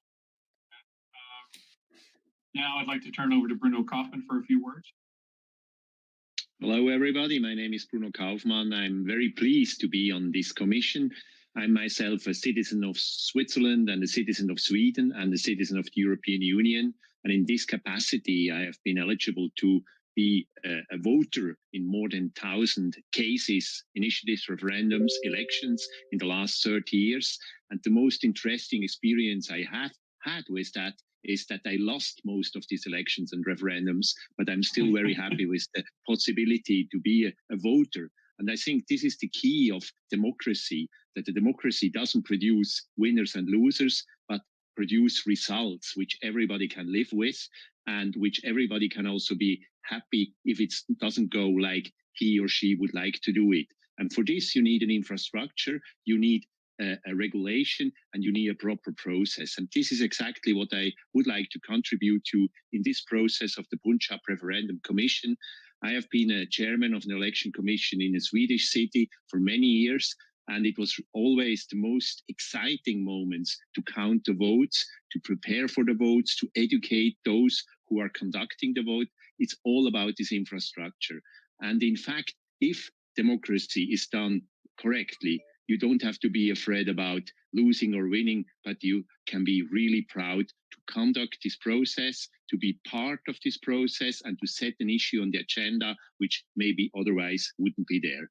So I'm looking forward to be a member of this commission. I'm looking forward to this process, and I wish all of us and you good luck. Thank you, Bruno. Appreciate that. We will now go to Matt. Go ahead, Matt. It's all yours. Take it away. Thank you. Well, I'm showing my age when I say how long I've been interested in direct democracy. Since 1980, I have been interested in that. When I was just a wee little boy, I lived in Canada at the time, and Quebec had a referendum on whether they should become independent. I then wrote an essay at school, and my teacher got very upset about the idea that a part of the country that I lived in would want to secede. And said that in my essay, I had to explain when they should be given this right and why they were given this right at all. Also, why they voted the way they do, or did in that particular case. They voted no. That basically started my obsession with referendums and direct democracy. On the basis of that essay I wrote as a 12-year-old, I later went on to university to go to law school to look at the regulations of that, to eventually do a PhD in political science on the subject of referendums. And on the basis, again, of my childhood obsession, which has now become my adulthood obsession and is moving into becoming my life crisis obsession, if you like, I have been involved in writing books about referendums, in helping governments, the UK government before we had our Brexit referendum, the Scottish government before they had the independence referendum, and also the referendum in South Sudan before they became independent. My focus has generally been on the intersection between national self-determination and referendum, or the feelings of ethnic belonging, if you like, and referendum, and how these things sometimes come into conflict. Latterly, I'm interested in the regulation of referendums when they're fair, how they can be made fairer, and what to do and not to do to make sure that the result reflects the will of the people or the population that votes. It is my fundamental belief that referendums are a tool to ascertaining what the views of the people are. Sometimes the referendum is the end of the process. It marks where the people say we want to either secede or not secede. We want to be part of a particular union, not part of a union. Or we want to be part of a particular thing. But sometimes referendums are also just a way of finding out what people actually think about a subject. And I think it's always better that people can freely speak out, can freely say what they believe and what they don't believe. And that is a process which is infinitely preferable to one where people are fighting over it. So my fundamental reason for being involved in all of this is that I believe we should start voting and that we should stop fighting. Very well said, Matt. I appreciate that. Last but not least, the smartest one of all of us, Yanina, turn it over to you. Hello everybody. It's my pleasure also to join this commission. As my colleague said before, I also do believe that political participation is absolutely important, central to promote democracy and to sustain democracy. I was born in Argentina shortly before the country moved to a dictatorship. So my early childhood was in a dictatorship. Later on, I moved to Spain, which also has a tradition of dictatorships. In Latin America and in the south of Europe, most of the countries moved to democracy during the 80s and 90s. However, political participation is restricted to electing representatives. And I do believe, as all the colleagues said before, and especially Bruno Kaufmann, that to have the opportunity to vote in many issues reinforce democracy. I have been doing research in Switzerland for more than 12 years, and even if I do not have the opportunity to vote as a foreigner, something also which needs to be discussed and improved in the country, I do believe that direct democracy is key to defend democracy in the future and to offer peaceful solutions to conflicts such as this one in the Punjab. Thank you, Nina, for those encouraging words. So just to sum everything up, as we all discussed, we are here because we want to help. Our goal is to help and to provide whatever guidance and support that we can to ensure that the practice of direct democracy is done within international norms and procedures. But the other thing I'd like to say is that no referendum is perfect. That's something that no democracy is perfect. No political system is perfect. But we all have to live in a world where we understand what the underlying reason for the referendum is to be held around the world. And so all I ask is that people take in consideration that whatever referendum that you participate in, whatever referendum that you support, or whatever referendum you want, that you understand the most important thing is to think, why was that referendum being considered in the first place? And not lose sight of that as you look through the process of the actual referendum taking place. Once again, thank you for your time today. You can find out more information at punjabreferendumcommission.org. That is punjabreferendumcommission.org. Thank you very much, and we'll talk to you later. Goodbye. Well, thank you to the Punjab Election Commission for that video. What an impressive bunch of academics and practical Democrats.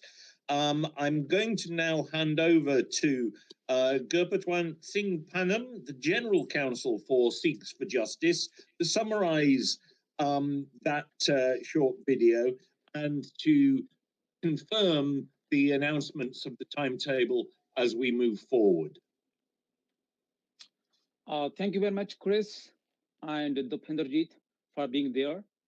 And first of all, I want to thank the chairman, Dane Waters, and the members of the commission who have agreed to take over and monitor and tabulate the Punjab referendum voting also. Before I let everyone know what the commission stated, I wanted to share the blocking of White House YouTube by the Indian government. As soon as this conference went live, the Indian government has blocked the White House YouTube, and no one is able to see or share anything in Punjab. And this isn't the first time that the successive Indian regimes and the Modi government has blocked a freedom of speech and expression, and especially the referendum activities. The referendum campaigners in Punjab have been charged with the sedition charges just for holding a Khalistan banner, just for holding a referendum banner, poster, and a t-shirt.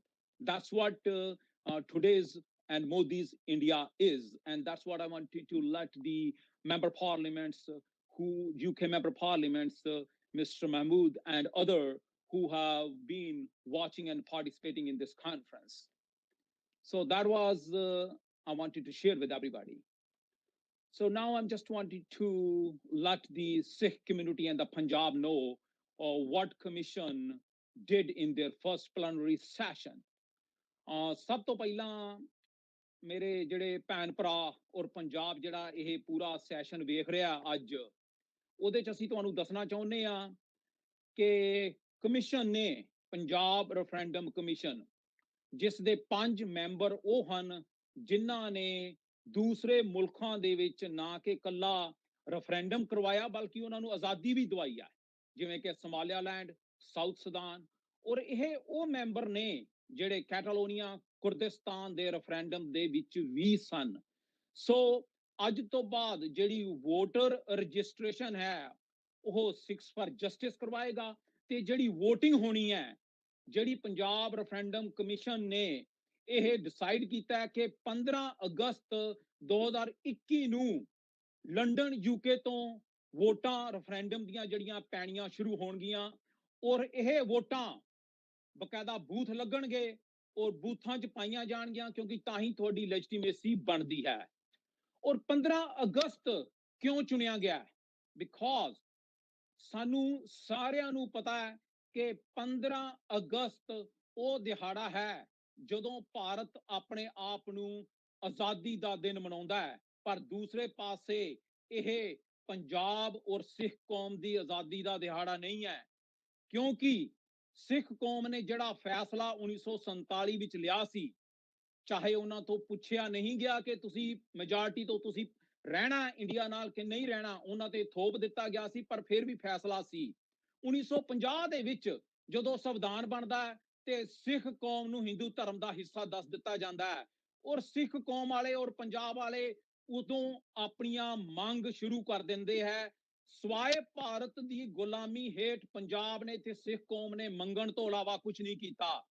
ਜਦੋਂ ਧਰਮ ਨੂੰ ਹਿੰਦੂ ਧਰਮ ਦਾ ਹਿੱਸਾ ਬਣਾ ਦਿੱਤਾ ਗਿਆ ਤਾਂ ਮੰਗ ਆ ਗਈ ਕਿ ਅਸੀਂ ਸਿੱਖ ਹਾਂ। ਜੇ ਪੰਜਾਬ ਦੇ ਪਾਣੀਆਂ ਨੂੰ ਲੈ ਗਏ ਤੇ ਮੰਗ ਆ ਗਈ ਕਿ ਸਾਨੂੰ ਪਾਣੀ ਵਾਪਸ ਕਰ ਦਿਓ। ਜੇ ਪੰਜਾਬ ਦੀ ਬੋਲੀ ਲੈ ਗਈ ਤੇ ਪੰਜਾਬ ਦੇ ਬੋਲਦੇ ਇਲਾਕੇ ਵੰਡ ਦਿੱਤੇ ਗਏ ਤਾਂ ਬੋਲਣ ਵਾਲੇ ਇਲਾਕੇ ਵਾਪਸ ਲੈਣ ਦੀ ਮੰਗ ਆ ਗਈ। ਔਰ ਜਦੋਂ ਆਪਾਂ ਨੂੰ ਮੰਗਣ ਦੀ ਆਦਤ ਪੈ ਗਈ ਤਾਂ ਆਏ ਸੰਤ ਜਰਨੈਲ ਸਿੰਘ ਭਿੰਡਰਾਂਵਾਲੇ, ਜਿਨ੍ਹਾਂ ਨੇ ਹੱਕ ਲੈਣ ਦੀ ਗੱਲ ਕੀਤੀ, ਜਿਨ੍ਹਾਂ ਨੇ ਦੱਸਿਆ ਕਿ ਸਿੱਖ ਕੌਮ ਨੂੰ ਹੱਕ ਆਪਣੇ ਲੈਣੇ ਪੈਣੇ ਹੈ। ਔਰ ਜਦੋਂ ਲੈਣ ਦੀ ਗੱਲ ਕੀਤੀ ਤਾਂ ਤਖਤਾਂ ਦੇ ਉੱਤੇ ਦਿੱਲੀ ਤਖਤ ਨੇ ਸਾਡੇ ਅਕਾਲ ਤਖਤ ਤੇ ਹਮਲਾ ਕਰ ਦਿੱਤਾ। ਔਰ ਜਦੋਂ ਮੁੜ ਕੇ ਸਾਡੇ ਸਿੰਘਾਂ ਨੇ ਲੈਣ ਦੀ ਗੱਲ ਕੀਤੀ ਤਾਂ ਸਿੱਖ ਨਸਲਕੁਸ਼ੀ ਕਰ ਦਿੱਤੀ। ਸਿੱਖ ਨਸਲਕੁਸ਼ੀ ਕਰ ਦਿੱਤੀ ਤਾਂ ਸਿੱਖ ਕੌਮ ਇਨਸਾਫ ਮੰਗਣ ਦੀ ਗੱਲ ਕਰਦੀ ਹੈ।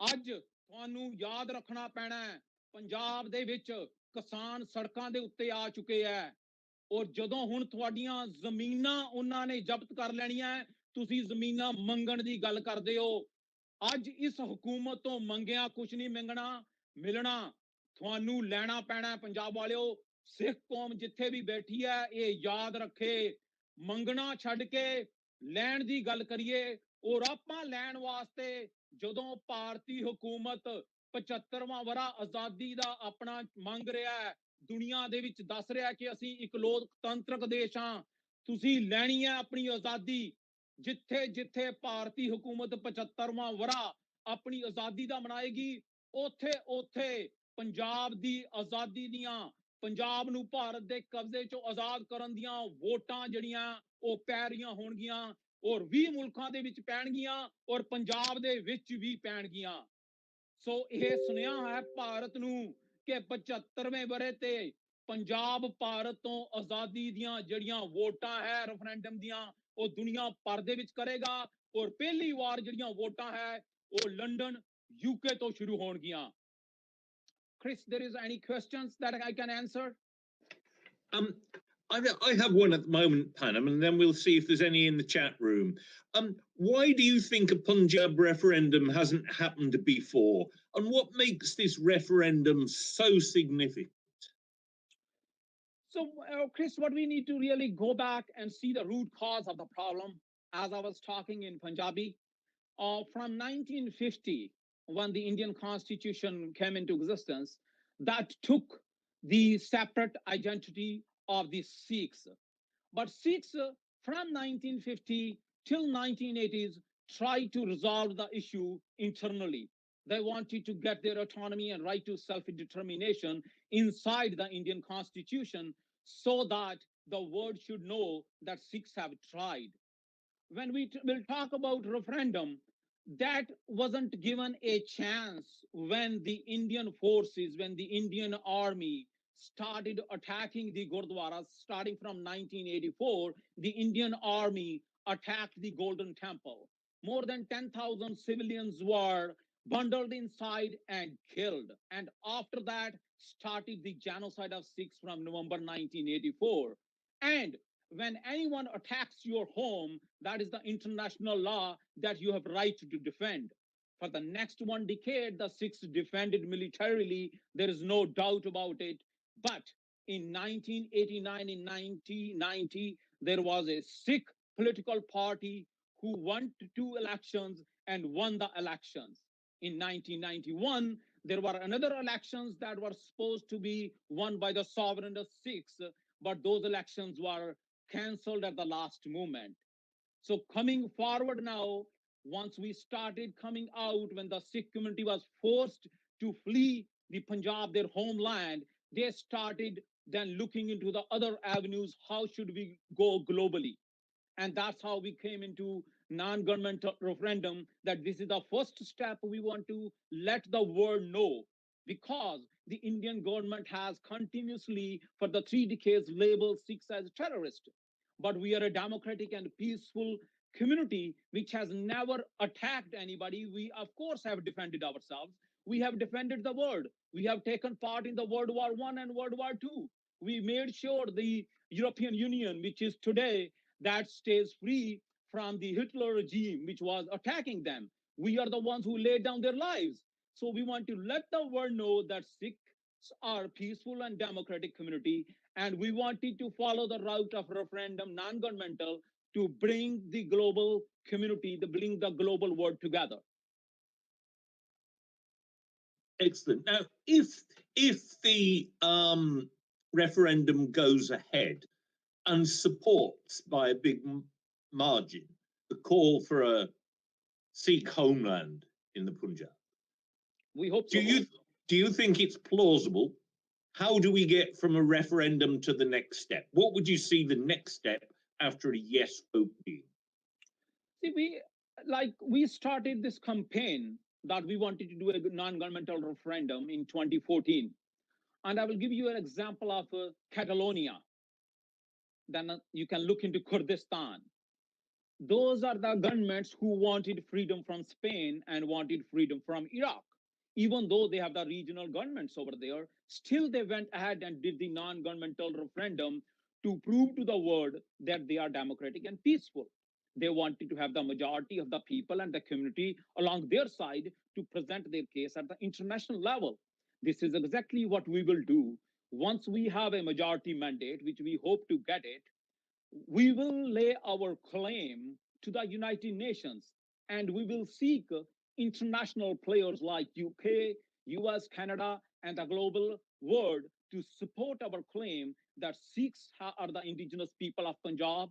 They have right to self-determination, and they have proved it in non-governmental referendum that they want independence, they want liberation from India.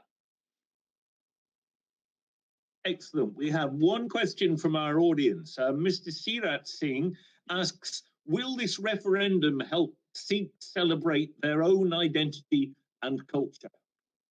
That's what this whole issue is about. Once we are a free country, once Punjab is free, we will make sure if one wants to practice Sikh religion, they are not blocked or barred from practicing Sikh religion. Because we will treat all the religions equally in Punjab, equally in Khalistan. That's what we believe in. That's what our gurus taught us, and that's what Guru Granth Sahib teaching is. Once we are free, we will not only be having Sikhs having a freedom, there will be Hindus will be free in Punjab to live, Dalits, which is a large majority in India who are being suppressed, they will be free. So we will be protecting all religions while we are protecting Sikhism. Thank you for that. I think our next contribution comes from Parmajit Singh Pama, who is a UK-based Sikh human rights activist who's been raising the issue of human rights violations in the Punjab in India. We can go over to him and then we can see if we have any more questions in the chat box. Waheguru ji ਕਾ ਖਾਲਸਾ ਵਾਹਿਗੁਰੂ ਜੀ ਕੀ ਫਤਿਹ। Punjab referendum commission ਵੱਲੋਂ ਕੀਤੇ ਗਏ ਅਹਿਮ ਐਲਾਨ ਆਪਾਂ ਸਾਰਿਆਂ ਨੇ ਸੁਣੇ। ਵੱਖੋ ਵੱਖ ਦੇਸ਼ਾਂ ਤੋਂ ਇਕੱਤਰ ਹੋਇਆ ਇਹ ਕਮਿਸ਼ਨ ਬੜੇ ਵਿਸਥਾਰ ਦੇ ਨਾਲ ਆਪਾਂ ਨੂੰ ਦੱਸ ਕੇ ਗਿਆ ਕਿ ਕਿਸ ਤਰ੍ਹਾਂ ਇੰਟਰਨੈਸ਼ਨਲ ਕਾਨੂੰਨਾਂ ਦੇ ਵਿੱਚ ਰਹਿੰਦੇ ਹੋਏ ਅਸੀਂ ਪੰਜਾਬ ਦੀ ਆਜ਼ਾਦੀ ਦੀ ਗੱਲ ਦੁਨੀਆ ਭਰ ਦੇ ਵਿੱਚ ਕਰ ਸਕਦੇ ਹਾਂ ਤੇ ਕਿਸ ਤਰ੍ਹਾਂ ਇਹ ਕਮਿਸ਼ਨ ਇੰਟਰਨੈਸ਼ਨਲ ਕਾਨੂੰਨਾਂ ਦੇ ਵਿੱਚ ਰਹਿੰਦੇ ਹੋਏ ਇਹਦੇ ਵਿੱਚ ਆਪਣਾ ਰੋਲ ਅਦਾ ਕਰੇਗਾ। 15 ਅਗਸਤ 2021 ਜਿਸ ਦਿਨ ਇਹ VOTING ਸ਼ੁਰੂ ਹੋਏਗੀ ਇੰਗਲੈਂਡ ਤੋਂ, ਇੰਗਲੈਂਡ ਦੇ ਸ਼ਹਿਰਾਂ ਦੇ ਵਿੱਚ ਬੂਥ ਲੱਗਣਗੇ ਤੇ ਪੰਜਾਬ ਦੀ ਆਜ਼ਾਦੀ ਦੀਆਂ ਵੋਟਾਂ ਪਾਈਆਂ ਜਾਣਗੀਆਂ। ਸੋ ਇਸੇ ਤਰ੍ਹਾਂ ਇਹ ਬੂਥ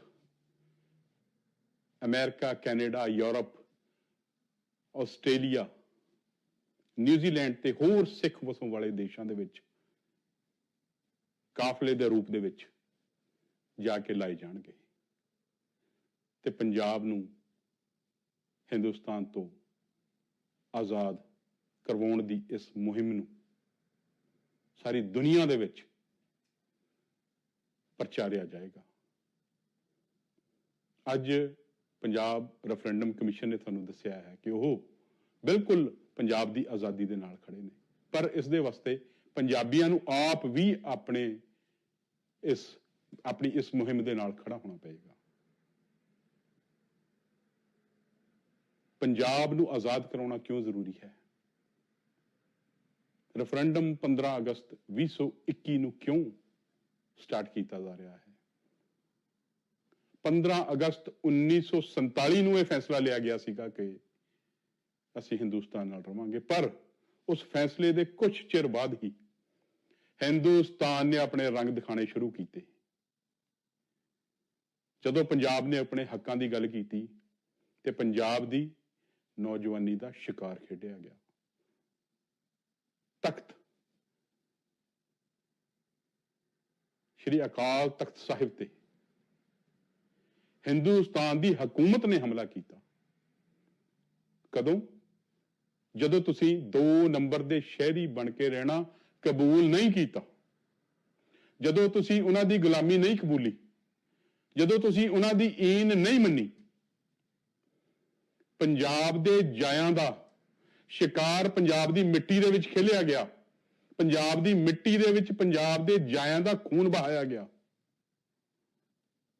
ਪੰਜਾਬ ਦੇ ਜਾਇਆਂ ਨੂੰ ਦਿਨ ਦਿਹਾੜੇ ਚੱਕ ਕੇ ਝੂਠੇ ਪੁਲਿਸ ਮੁਕਾਬਲਿਆਂ 'ਚ ਮਾਰਿਆ ਗਿਆ, ਪਰ ਅਸੀਂ ਕੁਝ ਨਹੀਂ ਕਰ ਸਕੇ। ਪਰ ਦੁਨੀਆ ਦੇ ਅਦਾਰਿਆਂ ਦੇ ਵਿੱਚ ਅਸੀਂ ਇਹ ਗੱਲ ਸਾਬਿਤ ਕਰ ਦਿੱਤੀ ਕਿ ਹਾਂ, ਹਿੰਦੁਸਤਾਨ ਨੇ ਜ਼ੁਲਮ ਪੰਜਾਬ ਦੇ ਨਾਲ ਕੀਤਾ ਹੈ ਤੇ ਸਾਰੀ ਦੁਨੀਆ ਜਾਣਦੀ ਹੈ। ਪਰ ਮੇਰੀ ਪੰਜਾਬੀਆਂ ਨੂੰ ਇਹ ਬੇਨਤੀ ਹੈ, ਹਿੰਦੁਸਤਾਨ ਪੰਜਾਬੀਆਂ ਦੇ ਸਿਰਾਂ ਦਾ ਮੁੱਲ ਪਾ ਸਕਦਾ ਹੈ। ਪੰਜਾਬੀਆਂ ਦੀ ਅਣਖ, ਪੰਜਾਬੀਆਂ ਦੀ ਜ਼ਮੀਰ ਤੇ ਪੰਜਾਬੀਆਂ ਦੀ ਗੈਰਤ ਨੂੰ ਖਰੀਦਣ ਜੋਗੇ ਨਹੀਂ ਇਹ, ਇਹਨਾਂ ਦੇ ਪੱਲੇ ਕੱਖ ਨਹੀਂ। ਸੋ ਤੁਸੀਂ ਪੰਜਾਬ ਦੀ ਆਜ਼ਾਦੀ ਦਾ ਹਿੱਸਾ ਬਣੋ, ਇਸ ਰੈਫਰੈਂਡਮ ਦਾ ਹਿੱਸਾ ਬਣੋ। ਦੁਨੀਆ ਦਾ ਕਾਨੂੰਨ ਤੁਹਾਨੂੰ ਦੱਸ ਰਿਹਾ ਬੋਲ-ਬੋਲ ਕੇ, ਇਹ ਲੋਕ ਤੁਹਾਨੂੰ ਦੱਸ ਰਹੇ ਨੇ ਬੋਲ-ਬੋਲ ਕੇ, ਦੇਸ਼ ਤੁਹਾਨੂੰ ਦੱਸ ਰਹੇ ਨੇ, ਇਸ਼ਾਰੇ ਦੇ ਰਹੇ ਨੇ ਕਿ ਅਸੀਂ ਖੜਾਂਗੇ ਤੁਹਾਡੇ ਨਾਲ, ਪਰ ਤੁਸੀਂ ਆਪਣੀ ਆਜ਼ਾਦੀ ਨਾਲ ਆਪ ਖੜੋ। ਪੰਜਾਬ ਦੇ ਯੂਥ ਨੂੰ ਆਪਣੇ ਘਰਾਂ ਚੋਂ ਨਿਕਲਣਾ ਪਏਗਾ, ਪੰਜਾਬ ਦੇ ਯੂਥ ਨੂੰ ਪੰਜਾਬ ਦੀ ਆਜ਼ਾਦੀ ਦਾ ਹਿੱਸਾ ਬਣਨਾ ਪਏਗਾ। ਅਸੀਂ ਹਿੰਦੁਸਤਾਨ ਦੀ ਗੁਲਾਮੀ ਨਹੀਂ ਕਬੂਲਦੇ, ਅਸੀਂ ਹਿੰਦੁਸਤਾਨ ਦੀ ਈਨ ਨਹੀਂ ਮੰਨਦੇ, ਦੱਸਣਾ ਪਏਗਾ। ਜ਼ਰੂਰ ਪੰਜਾਬ ਆਜ਼ਾਦ ਹੋਏਗਾ, ਭਰੋਸਾ ਮੇਰੇ ਤੇ ਜਾਂ ਕਿਸੇ ਇਨਸਾਨ ਤੇ, ਕਿਸੇ ਬੰਦੇ ਤੇ ਨਾ ਰੱਖਿਓ। ਜਦੋਂ ਗੁਰੂ ਕਹਿ ਗਿਆ ਤੁਹਾਨੂੰ ਕਿ ਰਾਜ ਕਰੇਗਾ ਖਾਲਸਾ, ਦੁਨੀਆ ਦੀ ਕਿਹੜੀ ਤਾਕਤ ਰੋਕੇਗੀ ਤੁਹਾਨੂੰ? ਕੌਣ ਰੋਕ ਸਕੇਗਾ? 1947 ਦਾ ਉਹ ਫੈਸਲਾ ਸਿੱਖਾਂ ਦੇ ਗਲਾਂ ਦੇ ਵਿੱਚ ਕੱਲੇ ਟਾਇਰ ਬਣ ਕੇ ਨਹੀਂ, ਫਾਂਸੀਆਂ ਦੇ ਰੱਸੇ ਬਣ ਕੇ ਵੀ ਪਿਆ, ਪਰ ਸਿੰਘਾਂ ਨੇ ਈਨ ਨਹੀਂ ਮੰਨੀ, ਹਿੰਦੁਸਤਾਨ ਦੇ ਅੱਗੇ ਗੋਡੇ ਨਹੀਂ ਟੇਕੇ ਤੇ ਨਾ ਹੀ ਟੇਕਾਂਗੇ। ਪੰਜਾਬ ਦੀ ਆਜ਼ਾਦੀ ਤੱਕ ਸੰਘਰਸ਼ ਜਾਰੀ ਰਹੇਗਾ। ਮੇਰੇ ਤੋਂ ਬਾਅਦ ਅਰਦਾਸ ਹੋਏਗੀ, ਤੁਸੀਂ ਅਰਦਾਸ ਦੇ ਵਿੱਚ ਬਣੇ ਰਹਿਣਾ, ਬਿਲਕੁਲ ਅਰਦਾਸ ਦੇ ਵਿੱਚ ਬਣੇ ਰਹਿਣਾ ਤੇ ਇਹ ਪ੍ਰੋਗਰਾਮ ਅਖੀਰ ਤੱਕ ਦੇਖਣਾ। ਇਸ ਤੋਂ ਬਾਅਦ ਵੀ ਜਾਣਕਾਰੀਆਂ ਜਿਹੜੀਆਂ ਆ ਉਹ ਤੁਹਾਨੂੰ ਮਿਲਦੀਆਂ ਰਹਿਣਗੀਆਂ। ਦਾਸ ਦੀ ਫਤਿਹ ਪ੍ਰਵਾਨ ਕਰਿਓ। ਵਾਹਿਗੁਰੂ ਜੀ ਕਾ ਖਾਲਸਾ, ਵਾਹਿਗੁਰੂ ਜੀ ਕੀ ਫਤਿਹ।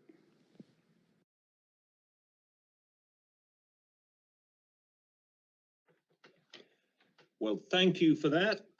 Very interesting contribution. Gurpatwan, could you, for the benefit of our English speakers, could you give us a brief summary of that?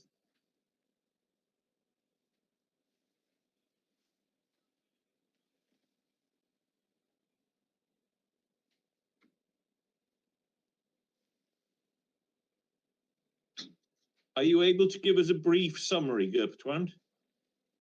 Mr. Panam? Hi, Chris.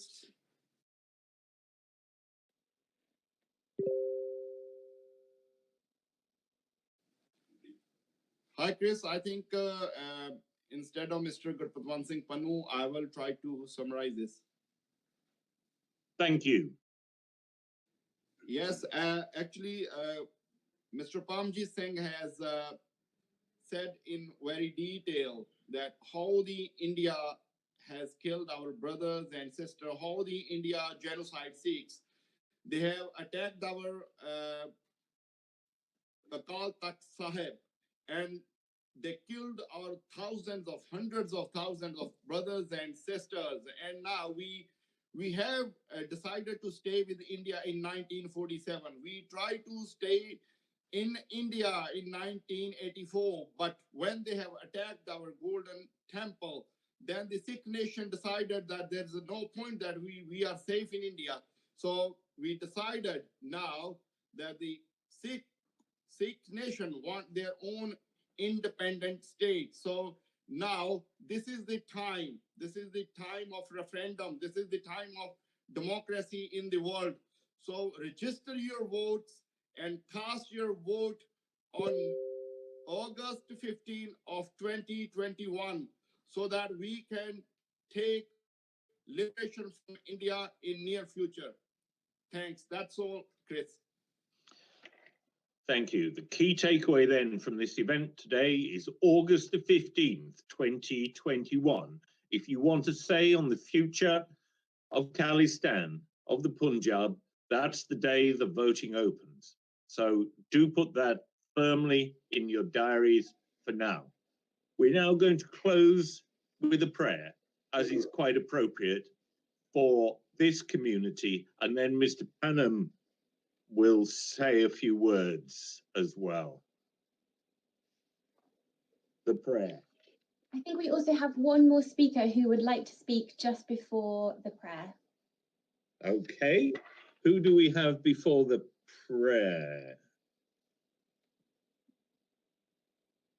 Laura, I don't have any. Mr. Panoon, sorry, he's just messaged saying he'd like to speak before the prayer. Okay, good prayer. Mr. Panoon, off you go. Thank you, Chris.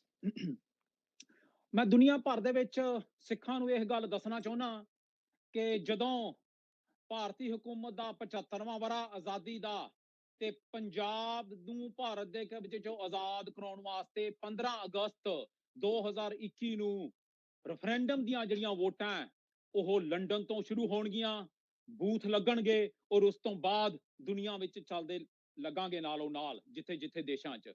ਪਰ voter registration ਜਿਹੜੀ ਹੈ ਉਹ ਪੂਰੀ ਦੁਨੀਆ ਦੇ ਵਿੱਚ ਪੰਜਾਬ ਦੇ ਵਿੱਚ ਜਿਹੜੀ ਹੈ ਉਹ ਕੰਟੀਨਿਊ ਰਹੇਗੀ ਔਰ ਤੁਸੀਂ ਜਿਹੜੀ ਵੋਟਰ ਰਜਿਸਟ੍ਰੇਸ਼ਨ ਹੈ, ਜਿਹੜੇ ਕੈਂਪ ਹੈ ਪੰਜਾਬ ਦੇ ਵਿੱਚ ਅੰਬੈਸਡਰਸ ਹੈ, ਉਹ ਹਜ਼ਾਰਾਂ ਦੀ ਤਾਦਾਦ ਦੇ ਵਿੱਚ ਵੋਟਾਂ ਰਜਿਸਟਰ ਕਰਾ ਰਹੇ ਹੈ।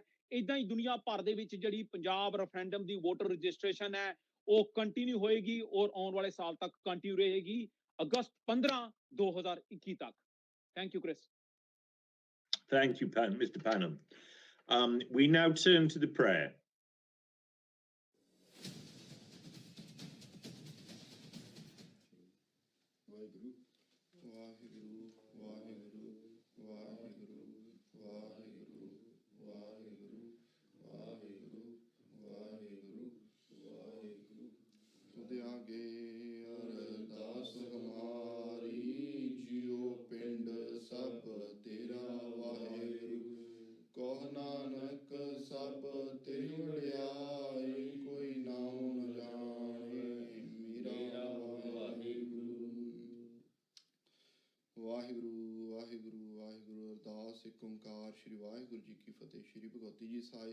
ਵਾਰ ਸ਼੍ਰੀ ਭਗਵਤੀ ਜੀ ਕੀ ਪਾਤਸ਼ਾਹੀ 10ਵੀਂ ਪ੍ਰਥਮ ਭਗਵਤੀ ਸਿਮਰ ਕੈ ਗੁਰੂ ਨਾਨਕ ਲਈ ਤੇ ਆਏ, ਫਿਰ ਅੰਗਦ ਗੁਰ ਤੇ ਅਮਰਦਾਸ ਰਾਮਦਾਸੈ ਹੋਏ ਸਹਾਏ।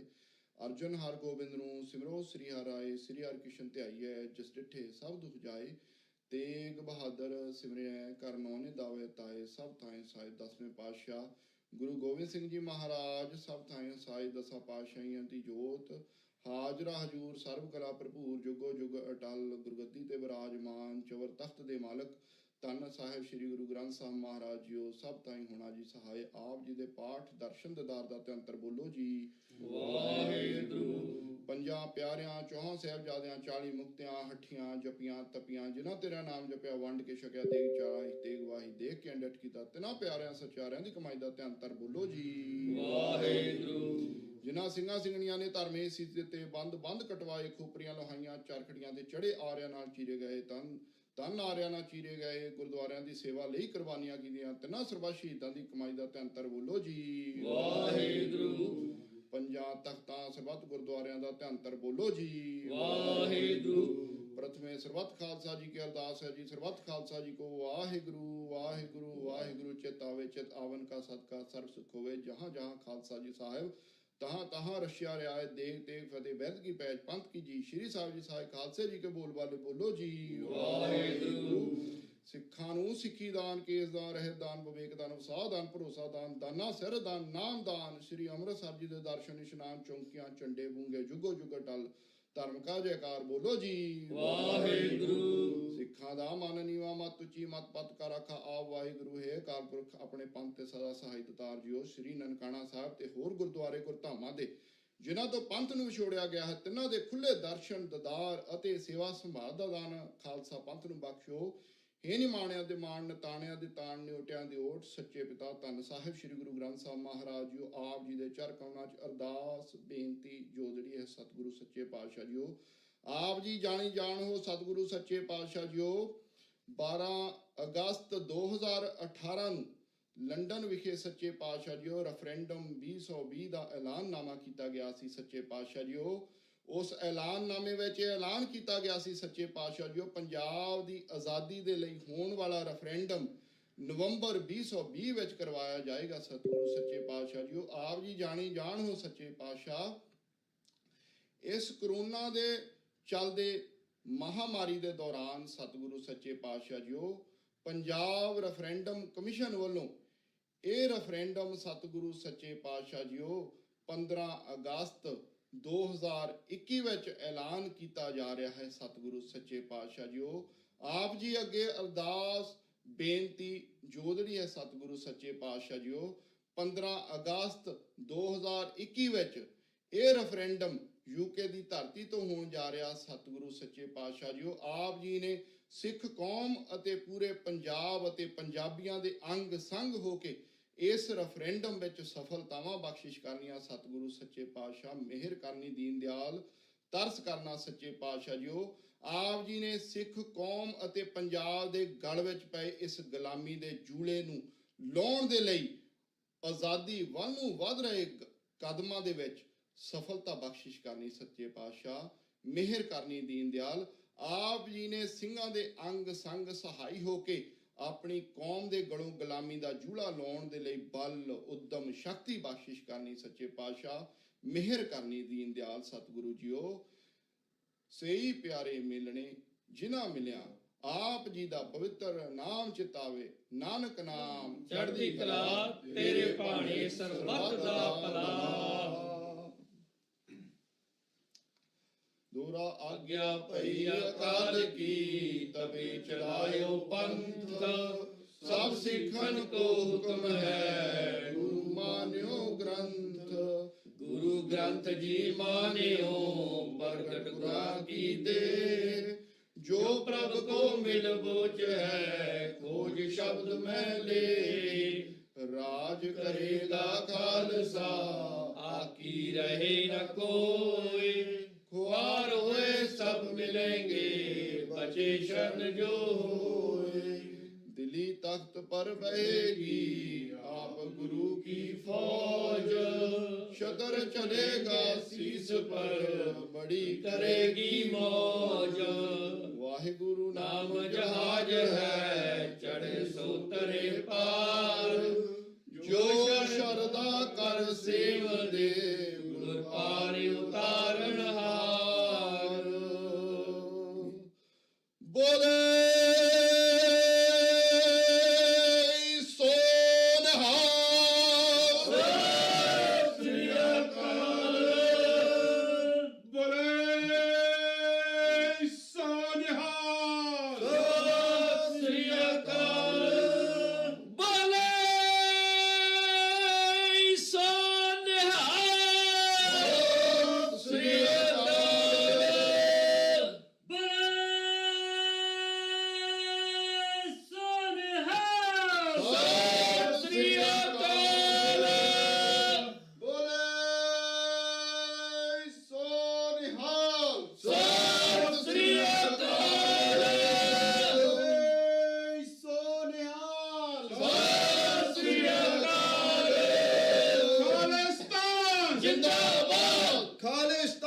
जिंदाबाद, खालिस्तान जिंदाबाद, खालिस्तान जिंदाबाद, खालिस्तान जिंदाबाद, खालिस्तान जिंदाबाद। वाहिगुरु जी का खालसा वाहिगुरु जी की फतेह।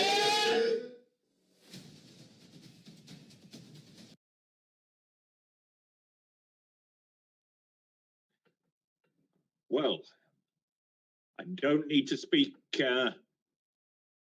Punjabi to guess that our prayerful gentlemen were, at least on balance, moderately in favour of an independent Khalistan.